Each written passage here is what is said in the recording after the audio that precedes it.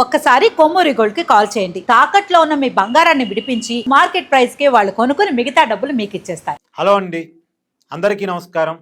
నేను మీ కట్టా Karthik. YCP medical కాలేజీల ప్రైవేటీకరణను వ్యతిరేకిస్తున్నా అనే పేరుతోటి 1,04,11,136 సంతకాలను సేకరించామని నిన్న గవర్నర్ గారికి మెమోరాండం ఇచ్చి జగన్మోహన్ రెడ్డి గారు మీడియాతో మాట్లాడటం మనం చూసాం. ఇది నిజమా? నిజంగా 1,00,000 సంతకాలు సేకరించారా? 1,04,11,136 సంతకాలు ప్రాక్టికల్గా వైసీపీ సేకరించింది నిజమేనా? మాట్లాడుకునే ప్రయత్నం చేద్దాం. వైసీపీతో గట్టి అనుబంధం ఉన్నటువంటి, గతంలో వైసీపీ జాతీయ అధికార ప్రతినిధిగా పనిచేసినటువంటి, ప్రస్తుతం బీజేపీలో అధికార ప్రతినిధిగా ఉన్న రవిచంద్ర రెడ్డి గారు నాతో ఉన్నారు. మాట్లాడుకునే ప్రయత్నం చేద్దాం. సార్ నమస్కారం. నమస్తే కార్తీక్ గారు. సార్, నాకున్న అవగాహన మేరకు, అంటే ఇంకా జనగణన జరగాల్సి ఉంది. ఆంధ్రప్రదేశ్లో జనాభా 4,86,00,000 ఒక అంచనాగా. దాంట్లో చిన్నపిల్లలు మెడికల్ కాలేజీ ప్రైవేటీకరణ ఉద్యమంలో పాల్గొలు సంతకాలు పెట్టరు కాబట్టి నెల పిల్లలు, స్కూల్ పిల్లలు వాళ్ళని తీసేద్దాం. తర్వాత వివిధ రాష్ట్రాల్లో బయట సెట్ అయిన వాళ్ళని తీసేద్దాం. వివిధ దేశాల్లో సెట్ అయిన వాళ్ళని తీసేద్దాం. తర్వాత కురు వృద్ధులు, మంచానబడ్డ వాళ్ళు, అనారోగ్యాలతో ఉన్నవాళ్ళు, వాళ్ళు కూడా ఈ సంతకాల సేకరణ ఉద్యమంలో పాల్గొని ఉండరు కాబట్టి వాళ్ళని కూడా తీసేద్దాం. సరే, 4 కోట్ల మంది స్థిరంగా ఆంధ్రప్రదేశ్లో ఉన్నారు అనుకుంటే, 4 కోట్లు అంతకన్నా తక్కువ ఉన్నారు అనుకుంటే, వాళ్ళలో 1 కోటి పైన సంతకాలు తీసుకున్నారు అనేది. అందులో అంటే ప్రతి నలుగురిలో, ప్రతి ముగ్గురులో ఒకరి సంతకం తీసుకుని ఉండాలి. అంటే ప్రతి ఇంటికి పోయి ఉండాలి, ప్రతి వాడికి పోయి ఉండాలి. కానీ రియాలిటీలు మనకి ఎక్కడా కనపడలే. ప్రతి వాడికి పోయినట్టు, మాక్ మీటింగ్లు పెట్టినట్టు, సంతకాలు తీసుకున్నట్టు ఎక్కడా కనపడలే మనకి. ప్రతి నలుగురిలో సంతకం తీసుకోవడం అంటే చిన్న విషయం కాదు, ఒకరి సంతకం. కానీ మరి ఎక్కడా కనపడకుండా 1 కోటి సంతకాల పైన ఎలా అయ్యాయి? అంటే పోజిటివ్ సంతకాలు ఏమైనా పెట్టారా? మీ అనుమానం ఏంటి? మీ అభిప్రాయం ఏంటి? అంత అవసరమే ఉంది కార్తీక్ గారు. మామూలుగా ఏంటంటే మీరు ఏమంటున్నారు, 4 కోట్ల మంది ఆంధ్రప్రదేశ్ వాసులు అంటున్నారు. YSRCP international party. ముఖ్యంగా మీ దగ్గర చెప్పింది ఏంటంటే 1 కోటి సంతకాలు మాత్రం తీసుకున్నామని. 140 కోట్లు ఉన్న ఈ దేశంలో 1 కోటి సంతకాలు పెద్ద విషయమా చెప్పండి? అంటే సజ్జల గారు తలుచుకుంటే 1 కోటి సంతకాలు ఆయన సింగిల్గా సేకరించినట్టు నాకున్న అనుమానం. మిగతా 4 లక్షలు వాళ్ళకి వీళ్ళకి చెప్పి పాపం పెట్టించినట్టున్నారు. కూకట్పల్లిలో, లేకపోతే పంజాగుట్టలో, లేకపోతే హైదరాబాద్లో కూకట్పల్లిలో కూడా దాని డ్రైవ్ జరిగింది. ఎందుకంటే ఆంధ్రప్రదేశ్ వాసులు అనేక మంది ఇక్కడ ఉద్యోగాలు చేస్తున్నారు కదా. అదేవిధంగా దేశ విదేశాల్లో సోషల్ మీడియా ప్రచారానికి పోయిన ఆయన తనయుడు అక్కడి నుంచి కూడా, తెలుగు వాళ్ళందరి నుంచి కూడా సంతకాలు సేకరించినట్టు నాకున్న సమాచారం. ఏదైతే ఇట్లా దేశ విదేశాలతో పాటు ఢిల్లీలో ఉన్న మన తెలుగు వాళ్ళ గురించో, లేకపోతే ఢిల్లీలో ఉన్న నార్త్ ఇండియన్స్ సైతం ప్రైవేటైజ్ చేయడాన్ని వ్యతిరేకించారేమో బహుశా. అలాగే అండమాన్ నుంచి సిక్కిం కానీ, మణిపూర్ కానీ, లేకపోతే ఎన్ని రాష్ట్రాలు ఉన్నాయి, పక్కన కర్ణాటక ఉంది, పక్కన తమిళనాడు ఉంది. అందరితో మిత్రత్వం కలిగిన పార్టీగా సజ్జల గారు ఆ పార్టీని నడుపుతున్నారు కాబట్టి ముఖ్యంగా ఒరిస్సాకు కూడా వెళ్ళి ఉండవచ్చు, ఇచ్చాపురంకి దగ్గరే. సో అన్ని రకాలుగా శక్తియుక్తులన్నింటినీ క్రోడీకరించి మనం సంఖ్యను ప్రధానంగా తీసుకోవాల్సిన అవసరం లేదు. భావం చూడండి అన్నప్పుడు 1 కోటి సంతకాలు అనే మాట కాదు, నిరసన గళం అనే పేరుతో సంతకాలు సేకరించి ఉండాల్సింది. అలా కాకుండా ఏదైనా హైప్ చేయాలి, హైప్ చేస్తేనే నాకు ఇక్కడ మైలేజ్, లేకపోతే నా పెత్తనం ఎలా నడుస్తుంది అనుకునే గొప్ప వ్యక్తి కాబట్టి హైప్ కోసం 1 కోటి సంతకాలనే నినాదంతో కార్యక్రమం చేపట్టేశారు. 1 కోటికి ఎన్ని సున్నాలు ఉంటాయంటే, మొన్న ఒక మిత్రుడు సోషల్ మీడియాలోనే ఒక యూట్యూబ్ ఛానల్లో 1,00,000 + 100 = 1 కోటి అని ఇచ్చాడు. అంటే ఇంటూ 100 కాదు, +100లో నుంచి 2 సున్నాలు డైరెక్ట్ కలుపుకున్నట్టు కనపడుతుంది. ఇదే వాస్తవం అనిపిస్తుంది. ఇక్కడ 1 కోటి సంతకాలు సరే సేకరించారు, 1 కోటికి పైగా సేకరించారట. అంటే 4 లక్షల ఒరిజినల్, 1 కోటిని ఉన్నట్టుగా ఇప్పుడు మామూలుగా ఏదంటే భాగించేటప్పుడు ఒకరిని అప్పు తెచ్చుకున్నట్టు పైన ఒక సంఖ్య పెడతారు, అలాగా 1 కోటిని పైన పెట్టారు. సో కోడిని వేలాడదీసి చికెన్ భోజనం తినడం ఎంత నిజమో, ఏదో కోట శ్రీనివాసరావు గారు అవును దాన్ని చేసినప్పుడు అది చాలా బాగా ట్రోల్ అయింది. అదేవిధంగా ఈ 1 కోటిని పైన వేలాడగట్టి కింద ఈ 4 లక్షల సంతకాలు అయినా ఖర్చుగా పూర్తి చేశారా, 2 సంతకాలు ఒక్కోళ్ళతో పెట్టించారా, ఏముంది మనయే కానీ ఆ ఓటర్ లిస్టులో ఉన్న పేర్లు తీసి రాయండి రాయన మీకు నమస్కారం అని చెప్పి ఏదైనా పెట్టించారా తెలియదు. కానీ నానా తంటాలు పడ్డారు. కానీ అసలు ఎందుకు పెట్టించారు ఈ సంతకాలు? మెడికల్ కాలేజీల ప్రైవేటీకరణని ఆపమని పెట్టించారు. సబ్జెక్ట్ పోయింది. ఒక్క మాట కూడా నాకు చెప్పండి. ఇప్పుడు 1,04,11,136 11 అంకె ఏంది సార్? 14 కనపడాలి. అక్కడ మధ్యలో రిజంబ్లెన్స్ కోసం వాడుంటారు, మళ్ళా వాడితే అన్న కోపం వస్తుందని భయపడి ఉంటారు. కానీ ఏం చేయాలో తెలియక మధ్యలో పెట్టుంటారు. కానీ మొత్తం మీద గొప్ప కామెడీ ఇది. ఇప్పుడు మనం చెప్పాను కదా, కోడిని వేలాడదీసి చికెన్ భోజనం పెడతామని చెప్పి మోసం చేయడం ఎంత కరెక్టో అంతే 1 కోటి సంతకాల సేకరణ కార్యక్రమం జరిగిందనేది మాత్రం వాస్తవం. కాబట్టి ఏం ప్రాబ్లం లేదు. ఆ విధంగా సజ్జల గారు ముందుకు పోతూనే ఉన్నారు. ఎంత ముందుకు పోతారో నాకు తెలియదు.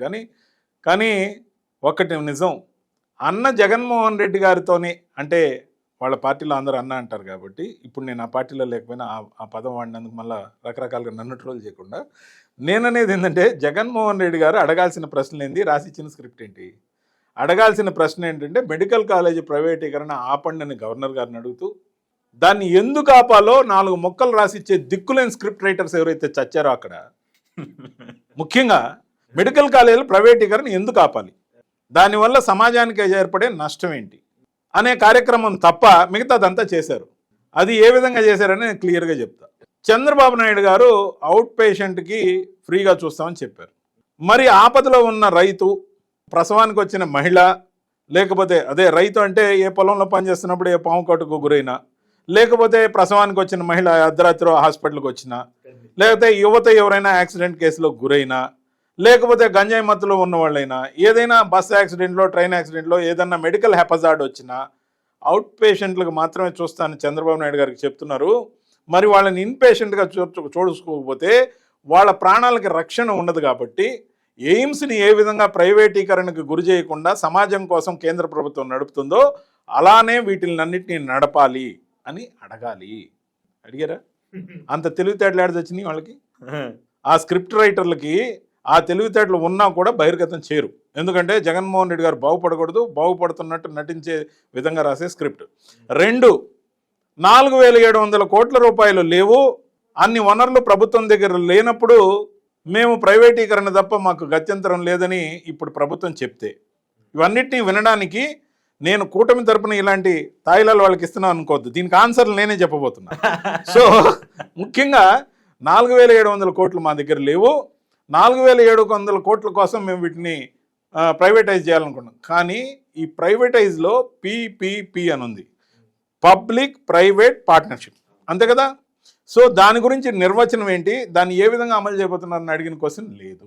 అంటే గుడ్డిగా ప్రైవేటీకరణ వద్దు, ఖచ్చితంగా వద్దు అని అడగడం, అరవడం తప్ప, కోటి సంతకాలను నకిలీ చికెన్ భోజనం పెట్టడం తప్ప సో ఇలాంటి నిర్మాణాత్మక కార్యక్రమాలు లేవు. ఇప్పుడు నేను చెప్తున్నా మీకు ఆన్సర్స్ కూడా చెప్పాలి కూటమి తరపున.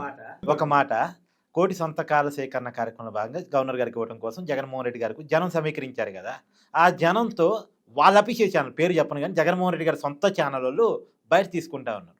ఆ బయట తీసుకుంటే మెడికల్ కాలేజీని ప్రైవేటీకరించడం మీద మాట్లాడిస్తూ ఉంటే, ఆ మెడికల్ కాలేజీలు మాకు తెలియదండి, మేము జగన్ గారిని చూడటానికి వచ్చాం, ఏదో పార్టీ వాళ్ళు పిలిస్తే వచ్చాం మా నాయకుడు. మరి సమీకరించిన జనాలు అది కాక ఏం చెప్తారు?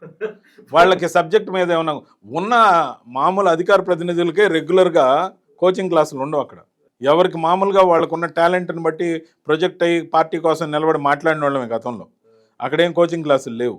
కాబట్టి ఖచ్చితంగా కూడా పాపం వచ్చిన జనాలు సమీకరిస్తే వచ్చిన వాళ్ళు కావచ్చు, అభిమానంతో జగన్ని చూడొచ్చని వచ్చిన వాళ్ళు కావచ్చు, కానీ వాళ్ళందరికీ జెండా ఇచ్చారు కానీ నినాదం నేర్పించారు, లేకపోతే అడిగినప్పుడు ఆ విధంగా మాట్లాడాలి, అరవాలన్నారు, కానీ మిగతా లోతు ఏం తెలియదు. సో ఆ విధంగా జరిగిన దాన్ని పెద్ద పరిగణలోకి తీసుకోవాల్సిన అవసరం లేదు. కానీ నిర్మాణాత్మకమైన క్వశ్చన్లు వాళ్ళు ఏ విధంగా వెయ్యాలో నేనేం చెప్పానో వాటికి ఆన్సర్లు కూడా చెప్పాలి. నేను కూటమి తరపున నేను ఆన్సర్లు చెప్తాను.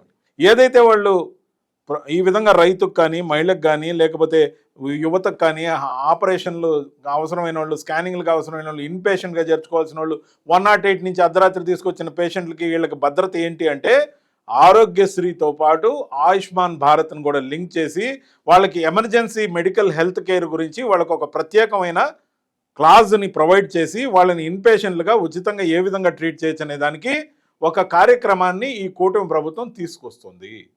2, మరి నిధులు లేవా ఎందుకు లేవు? 4,700 కోట్లు కావాలంటే ఏ విధంగా అయినా సమీకరించవచ్చు.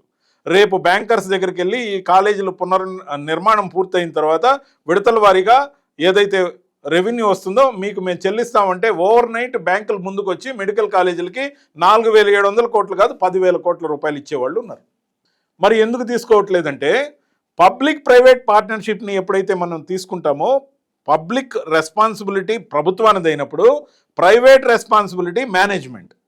ఈ మేనేజ్మెంట్ కోణంలో వచ్చే ప్రధానమైన ప్రతిబంధకం ఏంటంటే డాక్టర్లు ఈ రోజున సెల్ఫ్ ఎస్టాబ్లిష్డ్, సమాజంలో డాక్టర్ల అవసరం ప్రజలకి కావాల్సిన స్థాయిలో లేకపోవడం వల్ల ఉన్న కొరత, వాళ్ళ స్పెషలైజేషన్ కోర్స్ ఏదైతే ఉందో వాళ్ళకి వచ్చిన నేమ్ని బట్టి, ట్రీట్మెంట్ని బట్టి వాళ్ళు సిటీస్లో కానీ, గ్రామాల్లో కానీ, లేకపోతే టౌన్లలో కానీ వాళ్ళకి ఇష్టం వచ్చిన దగ్గర సెల్ఫ్ ప్రాక్టీస్ పెట్టుకుంటే ఇచ్చే గవర్నమెంట్ జీతాల కన్నా కూడా ఎక్కువ సంపాదించుకుంటారు. కాబట్టి వాళ్ళు ఫ్యాకల్టీగా మెడికల్ కాలేజీలకు రావడాన్ని వాళ్ళు స్వీకరించట్లేదు. ఏదో రూరల్ ప్రాంతాల్లో, ముఖ్యంగా గ్రామీణ ప్రాంతాల్లో ఏదైతే మెడికల్ కాలేజీలు లేకపోతే హాస్పిటల్స్ ఎస్టాబ్లిష్ అవుతున్నాయో ఆ ఏరియాల్లో వాళ్ళు ఆ పోస్టింగ్లు ఇచ్చినా కానీ తీసుకునే పరిస్థితుల్లో లేరు. కాబట్టి వాళ్ళకి గవర్నమెంట్ నార్మ్స్ ప్రకారం ఇంతకన్నా ఎక్కువ స్కేల్లో శాలరీ ఇవ్వలేరు. కాబట్టి అదే ప్రైవేట్ మేనేజ్మెంట్ అయితే వాళ్ళకి కావాల్సిన విధంగా బెనిఫిట్స్, పెర్క్స్ ఇచ్చి వాళ్ళని ఫుల్గా అకామిడేట్ చేయగలుగుతారు. కాబట్టి ట్రీట్మెంట్ ప్రాపర్గా జరుగుతుంది. లేదంటే హైదరాబాద్లో ఉండే డాక్టర్లు మాకు వద్దు, మేము ఆ గవర్నమెంట్ మెడికల్ కాలేజీల్లో పనిచేయము, మెడికల్ హాస్పిటల్స్లో పనిచేయడానికి మాకు అవసరం లేదనుకున్నప్పుడు, ఎందుకంటే గవర్నమెంట్ స్కేల్స్లో అక్కడికి వచ్చి వాళ్ళు అంత త్యాగంతో పనిచేస్తారంటే కొద్ది మంది ఉండొచ్చు. కానీ దానివల్ల వచ్చే షార్టేజ్ ఏంటంటే ఫ్యాకల్టీ తక్కువగా ఉంటుంది. బోధనా సిబ్బంది మెడికల్ కాలేజీల్లో చాలా అవసరం. ఆ ఇన్ఫ్రాస్ట్రక్చర్ గురించి ముఖ్యంగా మధ్యలో గురుమూర్తి ఒక సంతకం పెట్టారు పార్లమెంటరీ కమిటీలో, ఏదో స్టాండింగ్ కమిటీలో ఆయన సంతకం పెట్టారు. Medical and infrastructure related to that ఎవరినైనా కూడా ప్రైవేటీకరణకు సంబంధించి మేము అంగీకరించడంతో పాటు మేము సమ్మతిస్తామని పెట్టారు వైఎస్ఆర్సీపీ తరఫు నుంచి. మరి దీన్ని సూచించేది ఏంటంటే అదేవిధంగా బోధనా సిబ్బంది మెడికల్ కాలేజీలో తక్కువగా ఉండకూడదు, అదేవిధంగా వాళ్ళకి పే స్కేల్ ఎక్కువ ఇవ్వాలి. వాళ్ళకి ఇచ్చినప్పుడు ఆ నిర్ణయం తీసుకునేది ప్రభుత్వం అయితే ఆ గైడ్లైన్స్ దాటి ఇవ్వలేదు. ప్రైవేట్ మేనేజ్మెంట్ అయితే పెర్కులు కూడా ఇచ్చి బోధనా సిబ్బందిని ఉంచుతుంది. అదేవిధంగా మానిటరింగ్ ఏదైతే ఉందో హాస్పిటల్స్ మీద అది ప్రభుత్వం చూస్తుంది. ముఖ్యంగా ఏదైతే హాస్పిటల్స్లో కూడా సరైన డాక్టర్ని పూర్తిగా ఎక్విప్ చేసి పెట్టాలి. ఏ హెపజార్డ్ వచ్చినా వాళ్ళని కాపాడుకోవాలంటే నిండా డాక్టర్లు ఉండాలి. అదే ఉత్త ప్రభుత్వం ఇచ్చే పెర్క్స్ వల్ల మనకి పెద్ద బెనిఫిట్ లేదు, జీతాలు లేవన్నప్పుడు రారు. కాబట్టి అక్కడ నియామకాలు కూడా పూర్తిగా జరగవు. ఈరోజు ఫర్ ఎగ్జాంపుల్ నేను చెప్తున్నా, ఎంతోమంది డాక్టర్లు హైదరాబాద్ నుంచి మారుమూల ప్రాంతానికి వెళ్ళమంటే ఆ పోస్టింగ్ రిజెక్ట్ చేసి మా గవర్నమెంట్ జాబ్ వద్దంటున్న విషయాన్ని పరిగణలోకి తీసుకోవాలి. దీంట్లో ఉద్దేశాలు ఆపాదించడంతో పాటు నిర్మాణాత్మకమైన విమర్శలు చేయాలి. అటు నిర్మాణాత్మకమైన విమర్శలు చేయడం చేతరాదు, నిర్మాణాత్మకమైన సమాధానాలు చేపట్టడం చేతరాదు. అంతేకాకుండా అన్నిటికన్నా ముందు వైఎస్ఆర్సీపీ వాళ్ళ రెజిమ్లోనే 2 జీవోలు తీసుకొచ్చింది. 15% ఎన్ఆర్ఐ కోటాన్ని అనుమతించాలని, 35% బి కేటగిరీ సీట్లు తీసుకురావాలని నిర్ణయం తీసుకోవడం జరిగింది. 2 జీవోలు కూడా నంబర్లు నాకు గుర్తులేదు, కానీ ఖచ్చితంగా తీసుకురావడం జరిగింది అనేది వాస్తవం. మరి వాళ్లే 50%ని ప్రైవేటైజ్ చేయాలనే విధంగా నిబంధనలు పెట్టినప్పుడు ఏ గవర్నమెంట్ కాలేజీలో కానీ, ఎక్కడ కూడా ఏ గవర్నమెంట్ హాస్పిటల్లో కానీ నియామకాలు ప్రైవేట్ వాళ్ళు చేయడానికి ఉండదు. ఆ క్లాస్ కూడా వాళ్ళు అనుమతించిందే కదా అనేది ఈ సందర్భంగా నేను గుర్తు చేస్తాను.